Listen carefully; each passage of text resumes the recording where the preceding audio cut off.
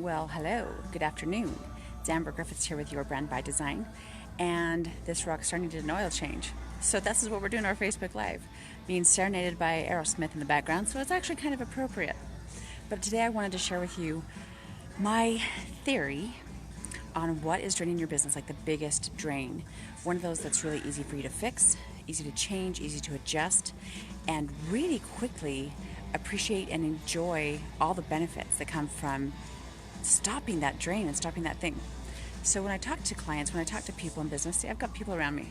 This will be fun. When I talk to entrepreneurs and business owners, I say, what's stopping you? What's your biggest challenge?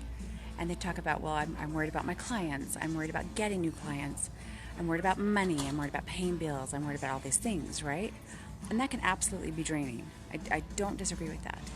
But here's my thinking. You've heard a lot of talk about your genius zone, right? That thing you do better than anybody, at least the way you do it and the way you serve your clients. You do it the absolute best.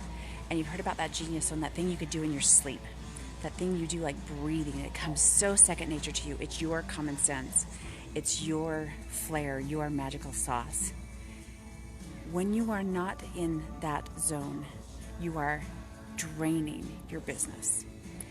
My theory is that doing things that you like to do will drain you faster than doing things you hate to do. Stay with me. Love and hate are not opposites, right? We've heard this all the time. Tons of passion, tons of energy, tons of excitement, whether it's really, really loving something or really, really hating it, there's a lot of energy there. There's a lot of passion, a lot of excitement, right? If you are doing stuff you like to do, and by that I mean that stuff that you're like, it's okay. I can make money. Those people are fine. I can do it. That stuff you can like, that stuff you like to do, rather than love to do. That's the stuff that when you do that day after day after day, you start making this face instead of this face. Those are the things, because here's my other part of this. If you really, really hate doing it, you stop. You stop. If you really, really hate working with a client, you fire them. You bless and release. If you really, really dislike, hate doing a certain part of your business, you find a way to outsource it. You find somebody to pay to do it. You stop doing it. You cut it out of your business. But if it's something, it's okay. You're going to do that for the next 15 years if you're not careful. You know I'm right. You know there's something in your business where you're like, I can do that. It's probably the first thing that someone who is not your ideal client asks you to do. People who are your ideal client don't ask you to step outside your genius zone. It's part of what makes them ideal. They want you to do what you do best all the time, and they're excited to pay you to do it. So people who are not your ideal client, one of the big indicators, here's a hint. Could you just, that's a no-no phrase. That's a bless and release type phrase. But if they say, could you just, can't you do this too? Could you do this? And because you are able, and because you don't feel bad about billing them for it, you do it. That will drain your energy and your give a crap. That will drain your excitement for your business faster than anything else I've seen. I watch it. I talked to a client the other day. Why are you doing what you're doing? And her answer was, well, I kind of got into it. It was like my first job. I was pretty good at it. I can make some decent money at it. Sound familiar? It makes you tired. Doing things that are almost what you love will make you exhausted. Doing things that are almost going to make you the money you want will make you exhausted. Doing things that are almost working with your ideal client are exhausting. They're draining. They're rough. We've changed our music, but it's still rock. I'm good with it. So, here's my challenge to you. Figure out what your zone of genius is. And I'm not talking like generally. I'm talking like very specifically. What is that thing that makes you you? What is that thing that makes you light up? That thing that gets you out of bed no matter what else is going on?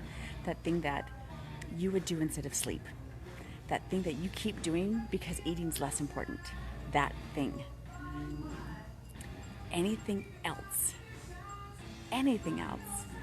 you should seriously consider. Is it necessary? Is it absolutely critical for your business? Can you outsource it? Can you cut it out completely?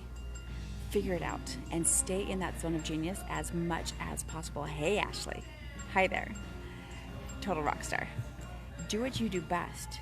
Stay out of that excellence zone where you're good at it and you can make money at it, but it'll drain you. It'll make you so stinking tired. Hey, Tina, nice to see you here. Figure out what your zone of genius is and then do everything you can to stay there. And if once you get through going through your task list, then I challenge you to go through your client list and see what you're doing for those people. If you are in your zone of genius with a person, they're your people. If you hang out more than even 10% of the time doing your excellent zone with a person, they're probably not your ideal client. They could be. I mean, then you get to decide, do you offer them your genius? Do you offer them something more amazing? Do you work with them? Or do you just say, hey, you know what? I don't really do that anymore. That's not really my thing. Let me give you some names. I would tell you, letting go of a client that is not for you is exhilarating. When you stay in your zone of genius, you will make more money. Hey, Sarah. Good evening, Sarah. When you stay inside of your zone of genius, you will make more money. You will have more fun. You will make this face way more often. When you get stuck in that excellent zone, it's okay, right? It's fine. But what if it could be amazing? Do more of that. Let those clients go that ask you to stay in that zone of excellence. Who wants to be meh for the rest of their career? Stop that. Do what you do really, really well. Work with people excited to pay you to do that.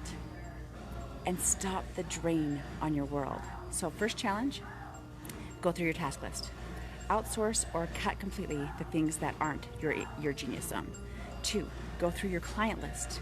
Blast and release, fire, get rid of, refer out anybody who wants you to do that other task list. Those are your 2 big challenges. Now, if you're not sure what your zone of genius is, you and I should chat. If you're not sure how to get out of your excellent zone and elevate your business to your genius zone, we should have a call. So you can go to my website at yourbrandbydesign.com/duet. So it's yourbrandbydesign.com/duet and claim a time on my calendar, and we should have a conversation. It's amazing what you can do when you're not being drained in your business. So I cannot wait to talk to you. Enjoy the rest of your day. And until we chat in person, rock on.